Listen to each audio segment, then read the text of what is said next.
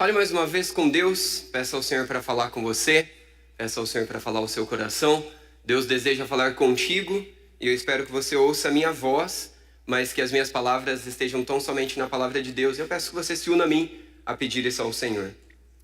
Pai, nós queremos ouvir a Tua voz. Nós precisamos desesperadamente ouvir a Tua voz. Fala conosco, Pai, que nada, nem ninguém, nem mesmo qualquer coisa existente possa roubar-nos a oportunidade de ouvirmos ao Senhor. Ouvirmos a Tua voz revelada na Tua palavra. Por favor, Pai, nos ajude a entendê-la, nos ajude também a praticá-la e desfrutá-la diante de tudo aquilo que o Senhor tem para nós. É a nossa necessidade e oramos assim em nome de Jesus. Amém. Todos nós temos a necessidade de sermos amados. Todos nós temos a necessidade de nos sentirmos aceitos, nos sentirmos dignos. Em alguma proporção, todos nós queremos nos sentir valorizados, reconhecidos, aprovados. Essa é uma necessidade que existe dentro do nosso coração. E não são poucas as vezes que nós tentamos encontrar amor, nós tentamos encontrar aceitação, nós tentamos encontrar dignidade ou quaisquer outras coisas que nos faça estar preenchido com este amor. Mas nós procuramos isso, às vezes muito bem intencionados, sendo dedicados no trabalho, sendo dedicados na família, sendo dedicado nos relacionamentos, mas o que realmente nós procuramos, o que realmente nós necessitamos ao buscarmos este amor que todos nós necessitamos? E aí eu faço mais uma pergunta para nós.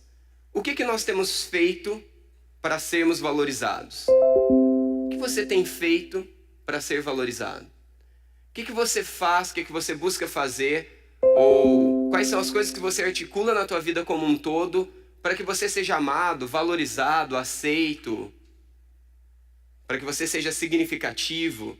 Para que você, então, encontre essa necessidade que todos nós temos? Walter, eu não faço nada buscando amor, buscando ser aceitação. Então deixa eu te perguntar algo.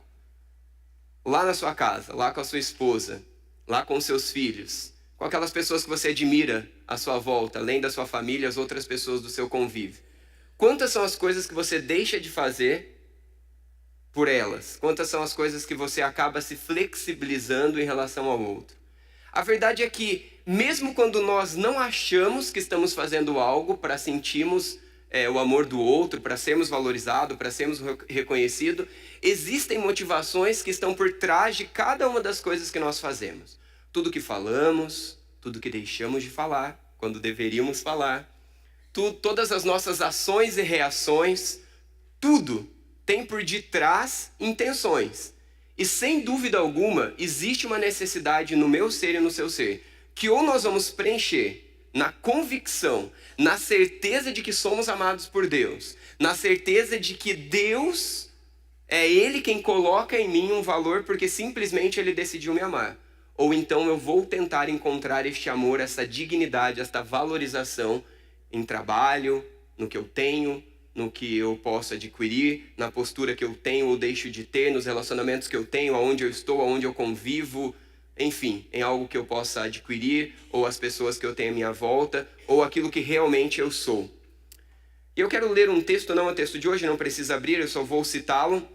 Está lá em Isaías 64, versículo 6, diz assim: todos os nossos atos de justiça são como trapo imundo, murchamos como as folhas, e como o vento, as nossas iniquidades nos levam para longe. Olha só, todos os nossos atos de justiça são como o quê? Trapos de imundícia. Você pode interpretar, eu posso interpretar essa palavra trapo de imundícia como um lençol que envolve um morto, um defunto, e fica ali para apodrecer junto com ele. Olha a analogia que nos é feita. Você está se sentindo mais amado neste momento, mais valorizado, ou ainda pior? Se parássemos aqui, como nós sairíamos dessa pregação? Como pode um texto bíblico dizer para mim que os meus atos de justiça, não está falando dos meus atos egoístas, dos meus atos descontrolados ou dos meus atos, sei lá, de qualquer outra coisa ruim que possa ter. Os meus atos de justiça, os seus atos de justiça são como trapo de imundícia. Se nós parássemos apenas por aqui, nós ficaríamos perdidos. Esse é um texto do Antigo Testamento, dentro de um contexto onde o povo de Israel praticava as coisas corretas e até rituais cerimoniais, religiosos corretos, lícitos, mas confiando em si mesmo, confiando na sua prática religiosa, confiando no que faz ou deixa de fazer. Será que existe algum de nós que nunca olhou para um ato justo, um ato adequado, um ato nobre, e de alguma forma se alegrou e se sentiu mais puro? Será que tem algum de nós que quando cometemos bons atos, boas coisas, ações, reações, palavras, gestos, atitudes, enfim, de todas as formas, que ao fazermos coisas justas, coisas dignas, coisas nobres, louváveis, não nos sintamos em algum momento mais santos, mais dignos de Deus? Ou o contrário, será que quando nós identificamos pecados nas nossas vidas, quando nós identificamos coisas que nós não gostaríamos de ter em nós, mas a gente tem que se ver diante disso, nós nos sentimos menos dignos do amor de Deus? Será que algum de nós aqui está nesses dois lados, onde eu nunca me senti mais nobre, mais puro porque faço a coisa certa, e nunca me senti mais injusto, mais impuro, mais indigno porque fiz a coisa errada? Vamos para Marcos capítulo 2, e eu creio que Deus tem muito a nos falar e a nos responder a respeito dessas tensões que existem em nós, dessa busca do nosso coração de querer encontrar valorização, querer encontrar amor, querer encontrar significado, querer encontrar valor e dignidade. Marcos capítulo 2, deixa a sua Bíblia aberta aí, por favor. Nós vamos apenas comentar um pouco agora do contexto de Marcos capítulo 1 e 2, e depois nós vamos ler os versos que eu vou dizer depois para vocês.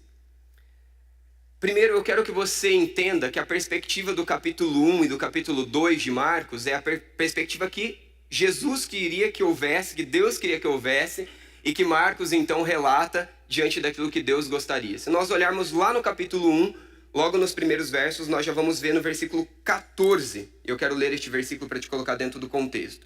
Marcos 1, versículo 14 diz assim: Depois que João foi preso, Jesus foi para Galiléia, proclamando o quê? As boas novas de Deus. Então, o foco de Cristo aqui era proclamar o quê? As boas novas do reino de Jesus. É bem importante que isso esteja claro no nosso coração, porque ao longo dos capítulos que se seguem, e principalmente dentro do que acontece no capítulo 1 e no capítulo 2, também um pouquinho do capítulo 3, fica muito um contraste entre o reino de Deus e o reino do eu. Então este versículo 14, a razão pela qual Jesus se propõe a fazer o que estava fazendo, nos dá um norte para que essas palavras estão sendo ditas, em que contexto essas palavras estão ditas. Então pensa comigo, grava aí na sua cabeça, o reino do eu em contraste com o reino das boas novas do reino de Jesus. Reino do eu, reino de Jesus Cristo. E aí eu quero te fazer um resumo aí do capítulo 1 e 2. Lá no capítulo 1 nós vemos o quê? Um pouco sobre a história de Jesus. Nós vemos alguns episódios sobre a vida de Jesus, contando esses episódios iniciais a respeito da vida de Jesus, inclusive o seu batismo. Depois nós vemos Jesus chamando os seus discípulos. Então isso acontece no capítulo 1, isso também acontece ali já quase passando para o capítulo 2. Depois nós vemos uma sucessão de milagres, e eu quero citar cada um deles para você ficar mais ainda dentro do contexto que nós vamos estudar juntos.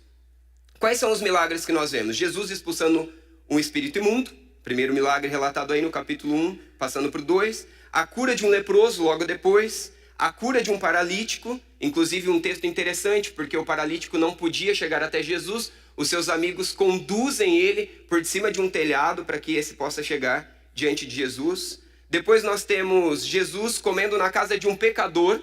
Primeiro Jesus chama um pecador para caminhar com ele, e depois Jesus chama esse pecador, tem um relacionamento com ele lá e vai comer lá na casa do pecador. Depois nós vemos Jesus sendo questionado acerca do jejum por alguns que estavam ali à volta. E no final do capítulo 2, nós temos os fariseus questionando a Jesus a respeito dos seus discípulos estarem colhendo espigas no dia de sábado. Então, eu li aqui para não esquecer nada, vamos tentar fazer um resumo para a gente gravar. Então, entendemos que o foco de Jesus ao estar na terra, ao estar caminhando com os discípulos, ao estar nesse contexto imediato aqui é qual? Falar sobre as boas novas do reino de Deus, em contraste com o reino do eu. Você vai ver o contraste daqui a pouco. O que está acontecendo? Qual é o contexto? O contexto é um contexto de uma vivência religiosa, de uma vivência comum.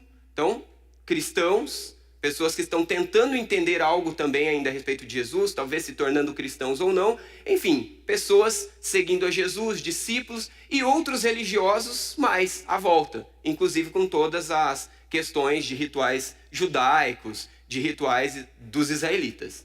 Uma questão religiosa, um contexto religioso. Nesse contexto religioso, depois de resumir um pouquinho da história de Jesus, o que Jesus começa a fazer? Milagres. Jesus faz um milagre, Jesus realiza outro milagre, outro milagre, outro milagre. E aí, o que acontece nesse período? O que as pessoas estão maravilhadas, olhando para a grandeza de Deus, focando a Deus e se maravilhando com o que Deus está fazendo? Não. Nós observamos que num contexto religioso, num contexto onde Deus está operando milagres, num contexto onde Deus está revelando as boas novas do reino, pessoas como eu e você, seres humanos como nós, perdemos o foco. Ao invés de focarmos a grandeza de Deus, ao invés de focarmos o reino de Deus, de conseguirmos ver o que Deus quer que nós vejamos, o que nós vemos nesse processo que vai acontecendo? E eu quero citar alguns versos que ainda não estão no texto que é o foco dessa noite, mas são importantes para a nossa compreensão. Pode abrir e ler, ou pode apenas me ouvir. Vou ler para você Marcos 2, 6, 7, 16 e 24. Então todos no capítulo 2, 6, 7, 16 e 24. Veja o foco, veja a distinção entre reino do eu com o reino de Cristo, reino de Deus. Verso 6. Estavam sentados ali alguns mestres da lei, raciocinando em seu íntimo. Por que este homem fala assim? Está blasfemando? Quem pode perdoar pecados a não ser somente Deus? Note, Deus está entre os homens. Deus está operando milagres.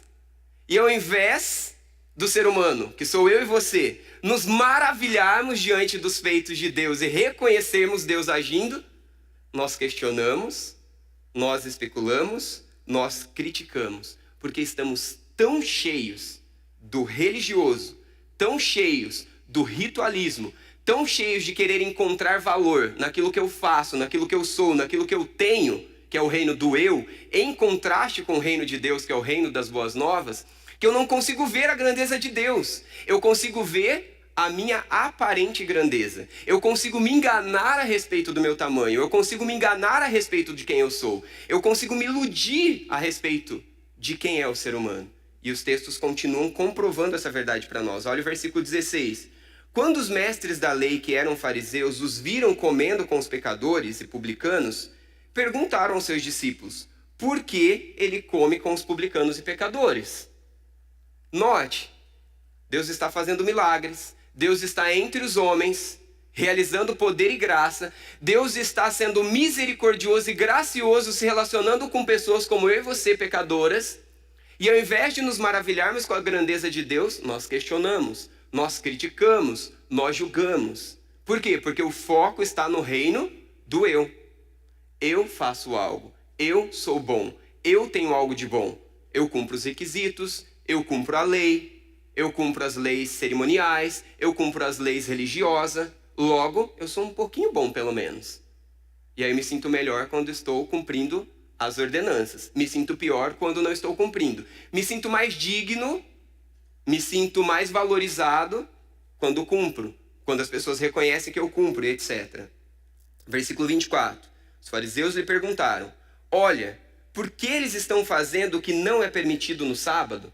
Referindo a eles estarem colhendo as espigas no sábado. Não poderia trabalhar no sábado segundo as leis cerimoniais, as leis religiosas daquele contexto deles.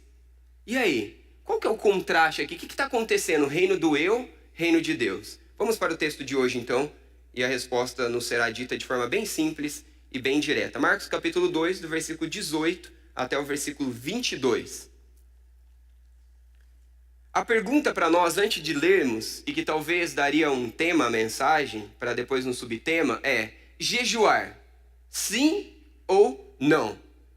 Devo eu jejuar ou não devo jejuar? Jejum é algo para os nossos dias? Jejum é algo que o cristão deve praticar? E aí fica essa pergunta para nós.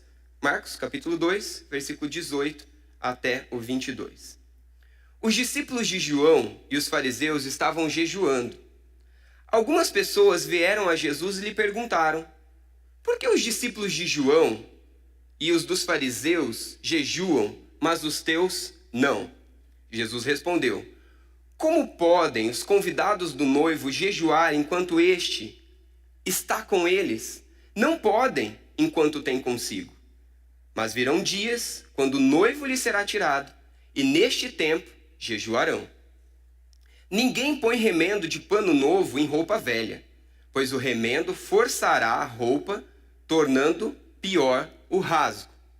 E ninguém põe vinho novo em vasilhas de couro velha. Se o fizer, o vinho rebentará as vasilhas, e tanto o vinho quanto as vasilhas se estragarão. Pelo contrário, põe-se vinho novo em vasilhas de couro novas. Mais que remendo, ser restaurado é o convite de Deus para mim e para você. Mais que ser remendado, mais que colocar remendo na minha vida, é ser restaurado. Lembre o contexto, lembre o que passou no capítulo 1, o que passou no capítulo 2. Note aquilo que Jesus vai destacando, note aquilo que está claro na narrativa de Marcos, mas que acontece na vida de Jesus, que acontece na vida dos discípulos. Note esse contraste entre o reino do eu, o reino de Cristo, o reino de Deus, as boas novas do reino de Deus. E o convite de Deus para mim e para você é: mais que remendado, seja restaurado.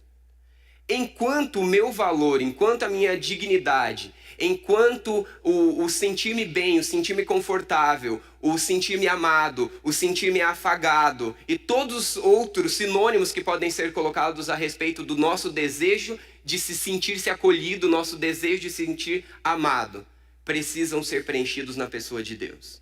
Quando isto não é preenchido na pessoa de Deus, nós vamos tentar encontrar isso em algo que nós temos, algo que nós nos tornamos, algo que nós conquistamos. E assim, nós ficaremos cada dia de um jeito, porque nós não conseguimos ter o que temos em toda a nossa vida. Nós não conseguimos ser bons em todo o tempo. Nós conseguimos ter atitudes boas, como foi lido no texto de Isaías, no contexto religioso.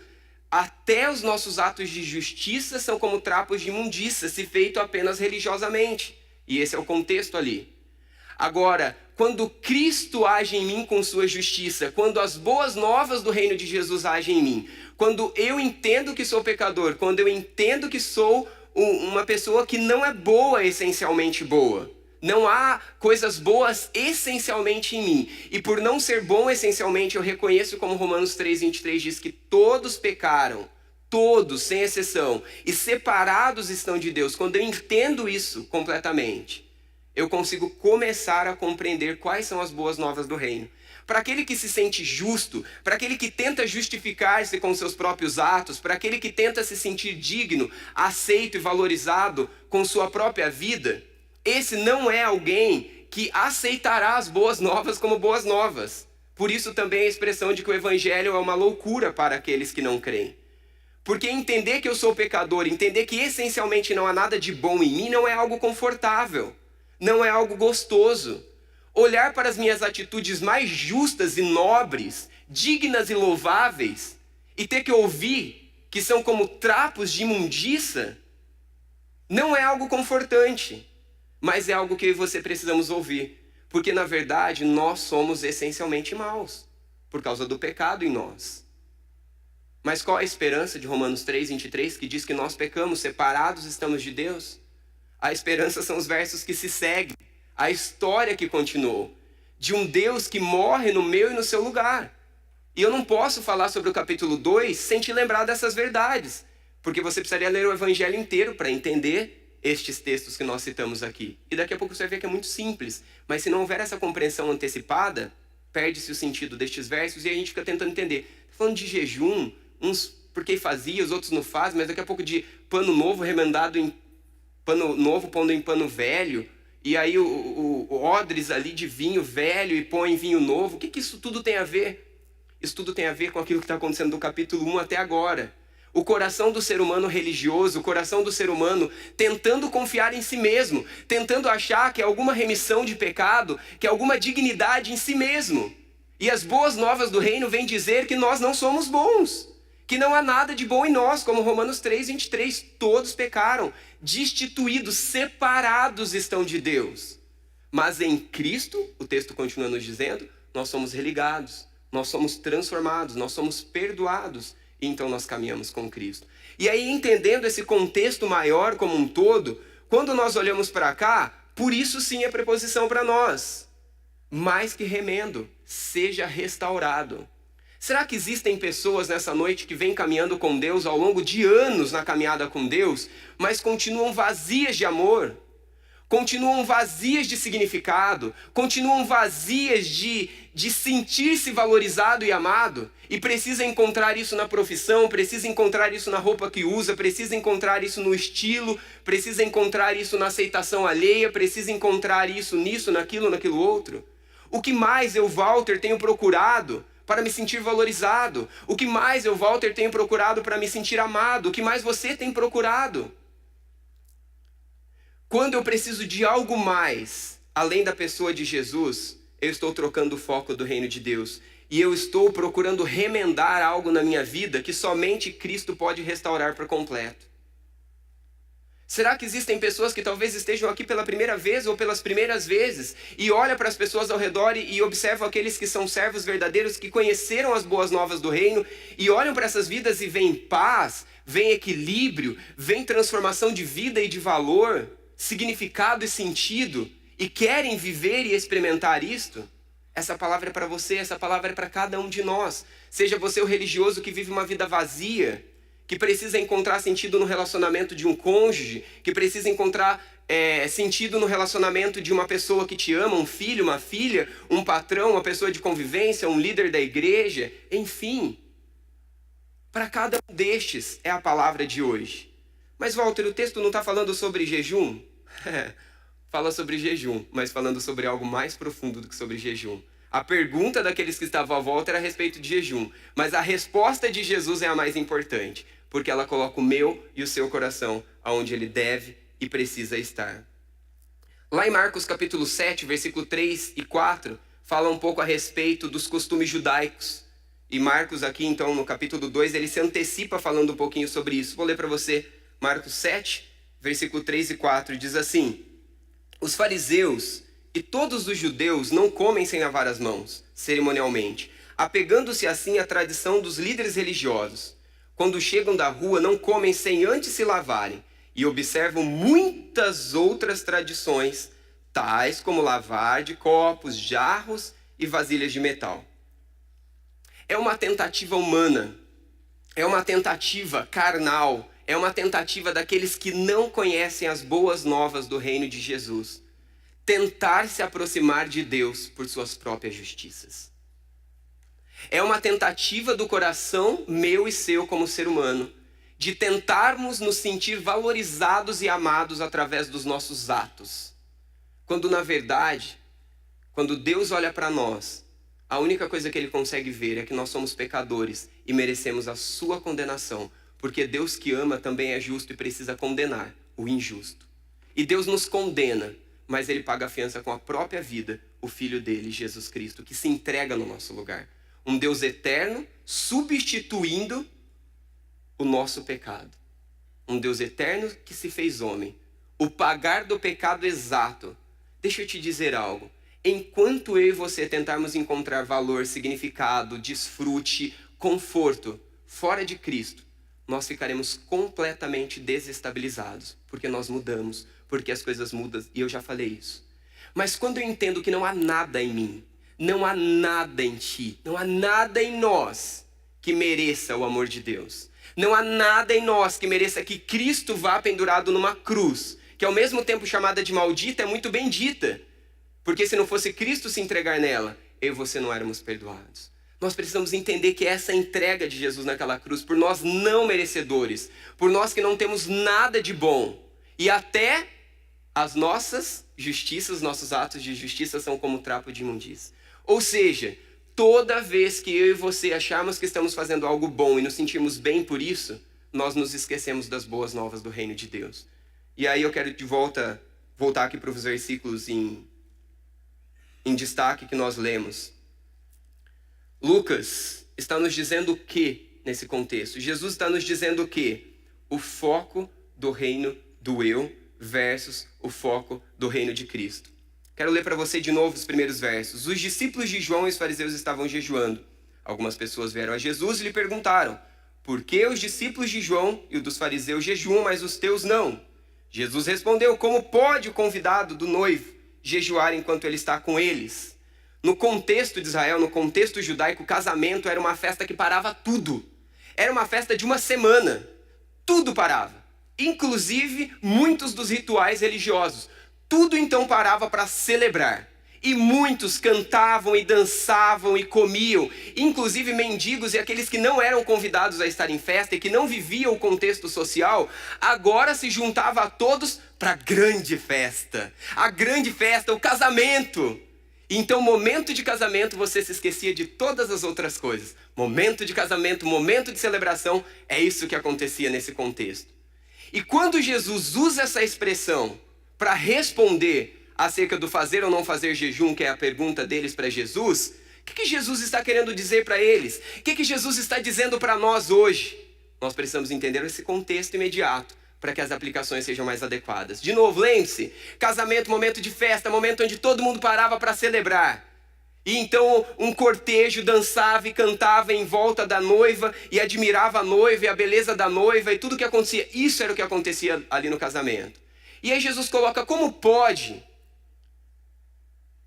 jejuar, parar, se lamentar, que pode ser colocado como entendimento aí também, quando o noivo ainda está com eles, quando a festa está acontecendo, quando o noivado está sendo realizado. O que Jesus está dizendo? Somente sobre a festa? Somente sobre a cultura deles? Não, Jesus está falando sobre ele, sobre as boas novas do Evangelho, sobre o reino de Deus. Jesus, o próprio Deus, está entre eles. Jesus, o próprio Deus, está entre nós. Mas nós estamos mais preocupados com a cor da parede, com a altura do som, com a roupa desse, com a roupa do outro, com o estilo desse, com o estilo do outro, quando deveríamos estar maravilhados com os milagres de Jesus que tem transformado a sua vida e a minha.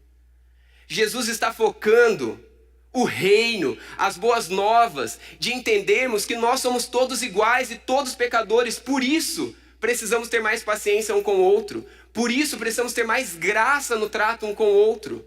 Nada de remendo, é transformação.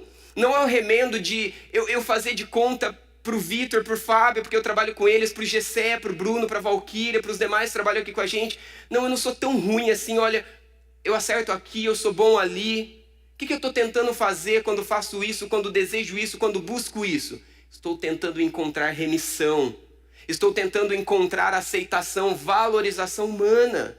Estou dando um exemplo do trabalho meu, mas aí nós precisamos aplicar nos relacionamentos de casais, relacionamentos familiares, relacionamentos em Cristo.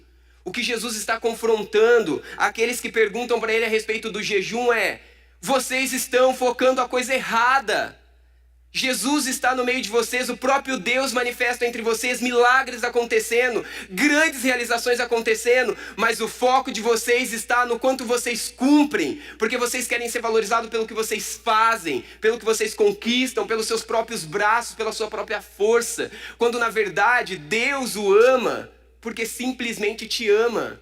Não dá para explicar por que Deus nos ama. Você não é digno do amor de Deus. Eu não sou digno do amor de Deus. Não por causa desse pecado feio que você olha e tem vergonha, mas porque essencialmente você é potencialmente capaz de cometer todos os piores pecados que você imaginar. Deus me deu o presente de ter um filho, 2 meses e meio. Recentemente, estava num consultório médico, e enquanto estava ali sendo atendido, de uma fisioterapia, na verdade, então era um tempo estendido, televisão ligada, e eu vi uma reportagem falando sobre maus tratos com crianças e acidente com crianças. O tempo inteiro, meu filho não tinha nem um mês. Eu falei, Jesus, o que o senhor está querendo falar comigo? Eu ouvi tudo isso hoje.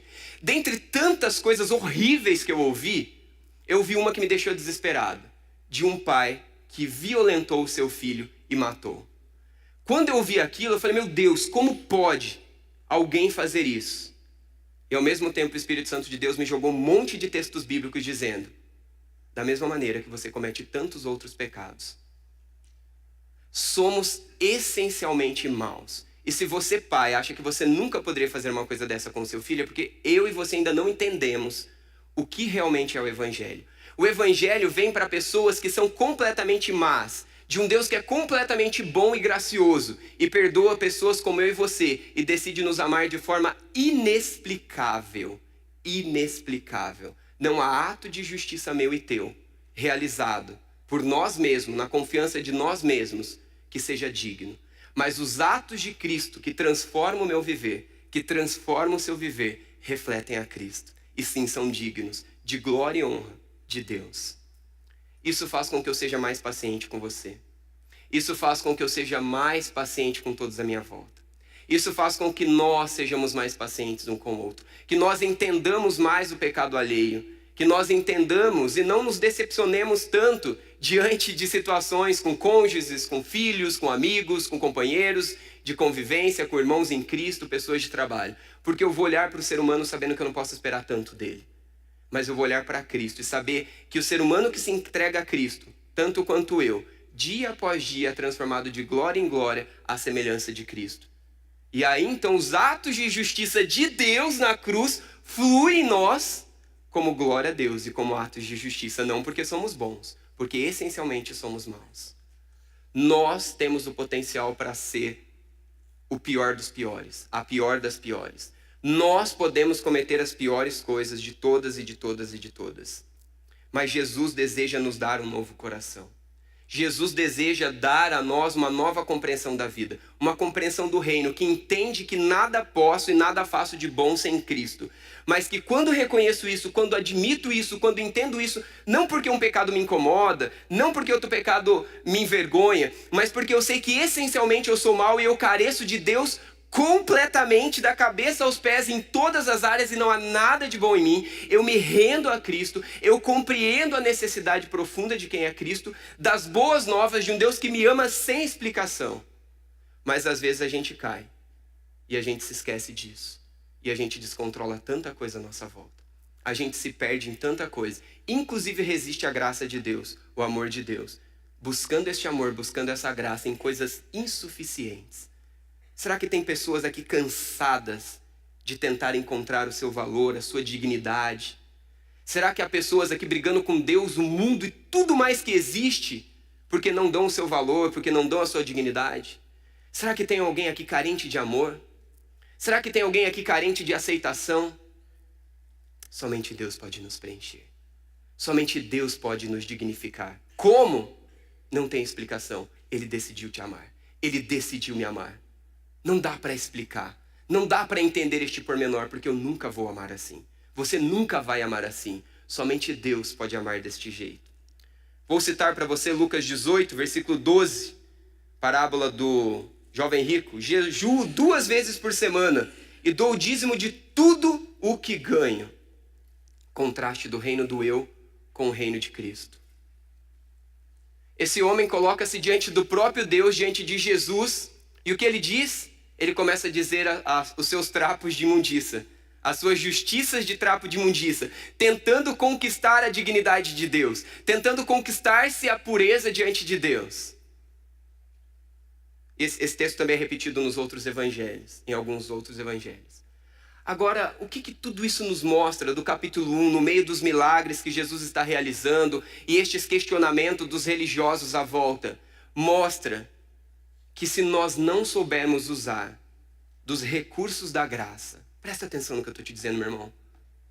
Se nós não soubermos usar dos recursos da graça, se nós não soubermos desfrutar da bênção do ser igreja, se nós não soubermos ser a igreja que Cristo quer que sejamos, nós seremos miseráveis, vivendo diante da fonte.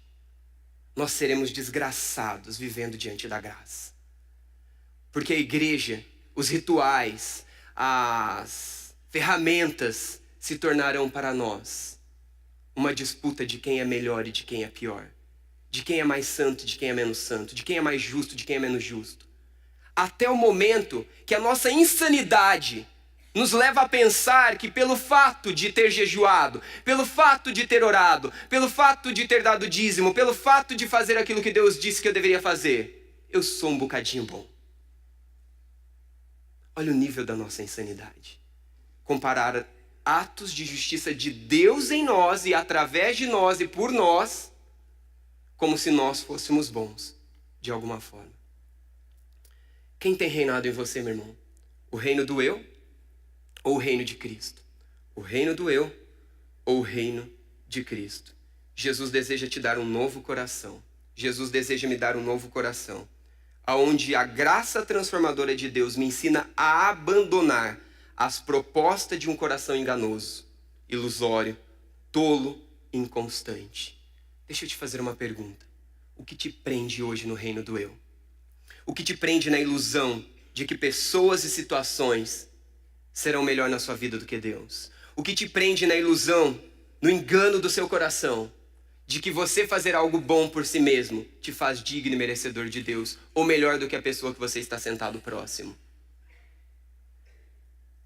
Jesus veio para proclamar as boas novas do reino, onde pessoas que não merecem amor, pessoas que não merecem ser purificadas, são purificadas e recebem amor de um Deus puro e gracioso que se entrega no meu e no seu lugar, para então transformar os nossos atos pelo poder dele, pela graça dele, na dependência dele, no reconhecer a ele como dignos, como justos, porque o fruto quem dá é o próprio Deus.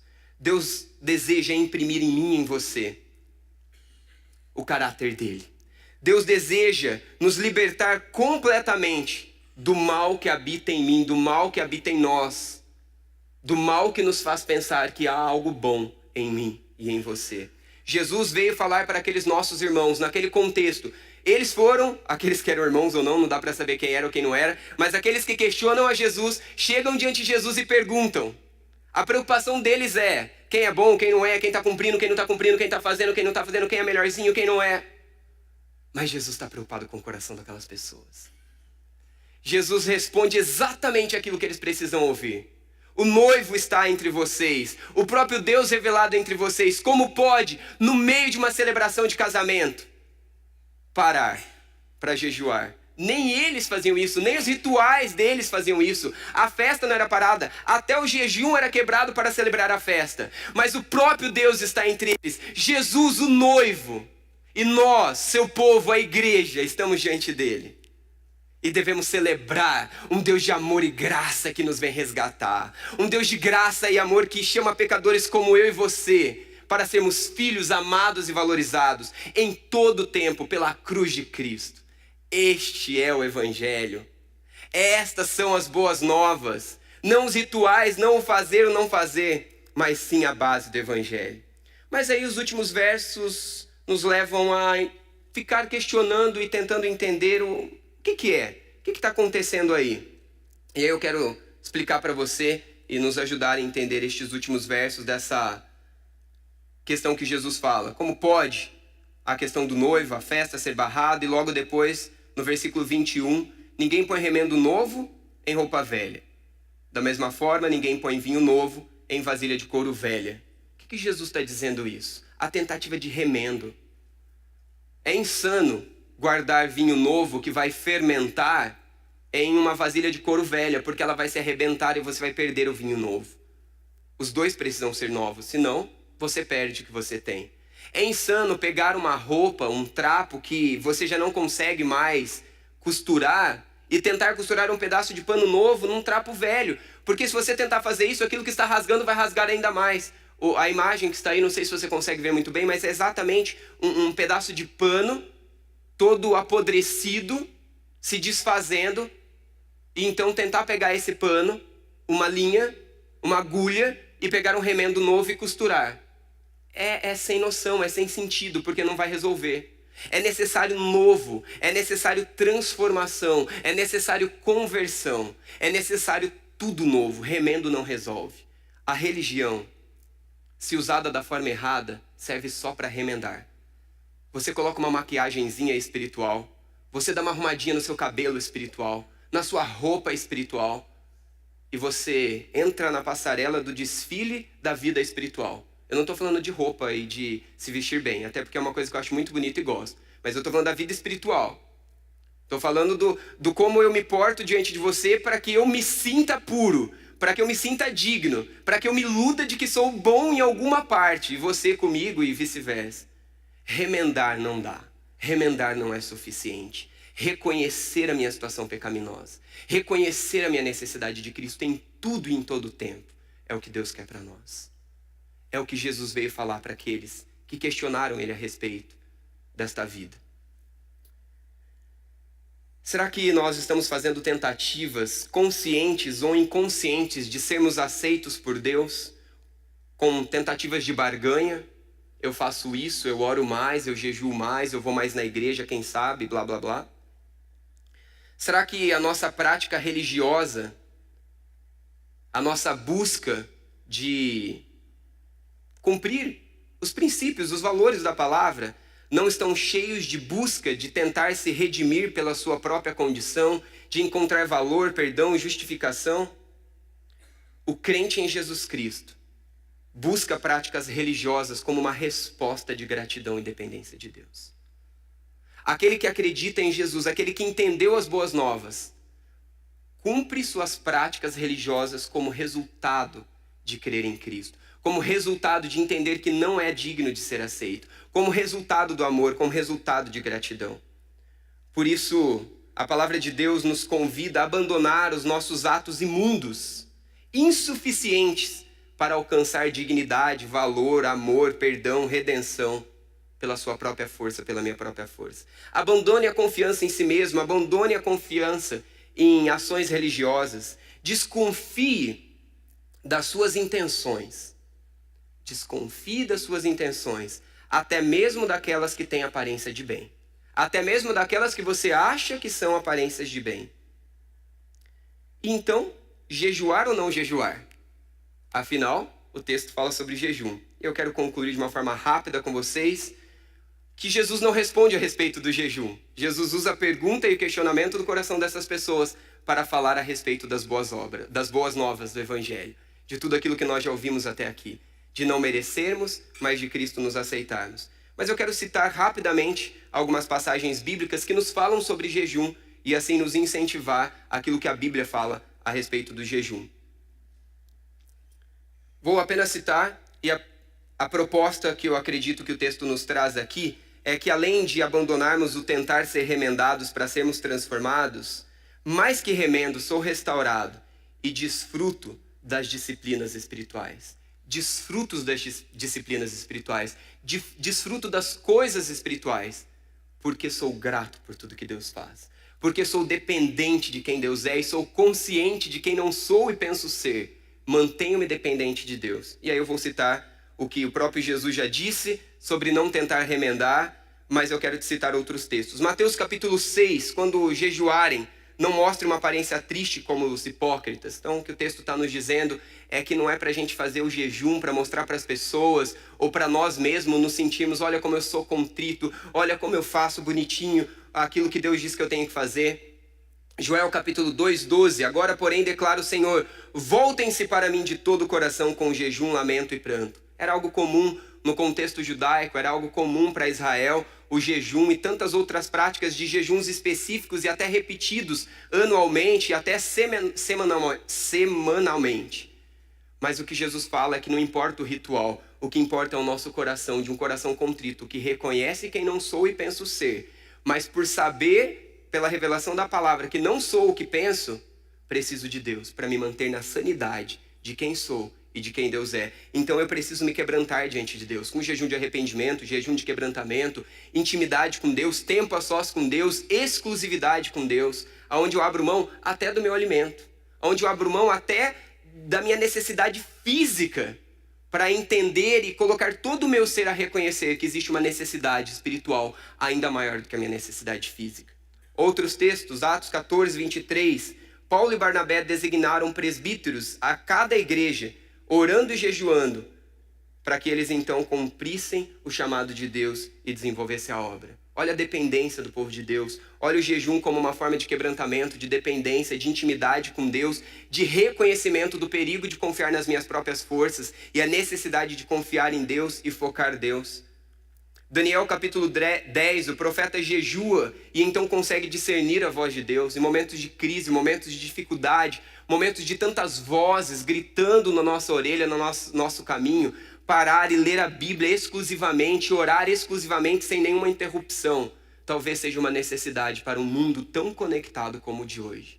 Um mundo tão agitado, um mundo de tantas vozes e gritos, parar para discernir a voz de Deus.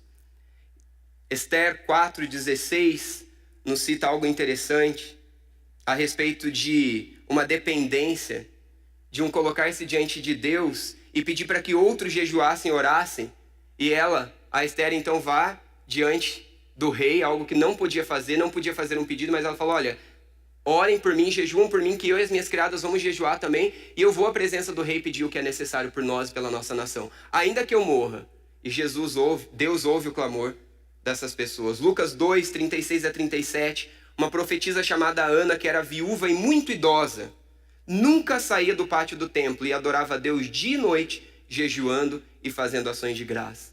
Que encorajamento para os idosos da igreja, que encorajamento para nós quando precisamos ficar parados por alguma razão, focarmos a dependência, a oração e a busca de Deus. Mateus 4:2, e depois de passar 40 dias e 40 noites sem comer, Jesus estava com fome. Depois nós vemos logo à frente, de novo em Lucas capítulo 6, versículo 12, Jesus saiu para o monte a fim de orar e passou a noite inteira orando. E finalmente, Efésios 6:10, fortaleçam-se no Senhor e no seu forte poder. Disciplinas espirituais, religiosidade, igreja e tudo mais é muito importante para nós. Quando é uma resposta de um reconhecimento de dependência de Deus. Um reconhecimento da fraqueza própria. E não uma troca, não uma barganha, não uma tentativa de justificação. Foi entregue para vocês um livretinho de oração, como uma forma de te encorajar a orar, semanalmente, diariamente. Então tem aí uma introdução com versos, e depois você pode ir dobrando as folhas. Segunda-feira, e aí você pode orar pelos pedidos da segunda-feira, as pessoas que você vai colocar, você abre e vira, e você tem terça e quarta, e depois você vira o folheto contrário, e assim você tem, de novo, os dias que se seguem da semana. Uma oportunidade para você preencher, interceder, orar e colocar mais prática espiritual na tua vida, mais ferramenta espiritual na tua vida. Mas entendendo e lembrando que o foco é depender de Deus. E aí tem uma frase que eu gostaria que nós lêssemos juntos. Vamos projetar. E leia me ouvindo e depois vou pedir para vocês lerem, e assim nós vamos encerrar. E eu acredito que essa frase nos ajuda a lembrar o que a gente precisa. Confiando em Jesus, não mais em mim, sou restaurado e dependente, desfrutando de sua presença. Confiando em Jesus, não mais em mim, sou restaurado e dependente, desfrutando de sua presença. Resposta religiosa, recursos religiosos são consequência de uma dependência e de reconhecer quem eu sou e quem Jesus é. Vocês podem ler essa frase, por favor? 1, 2, 3 e...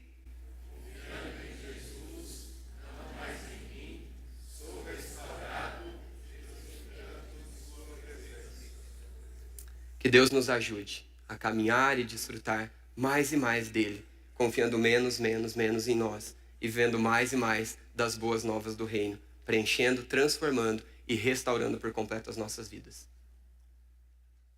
Vamos orar?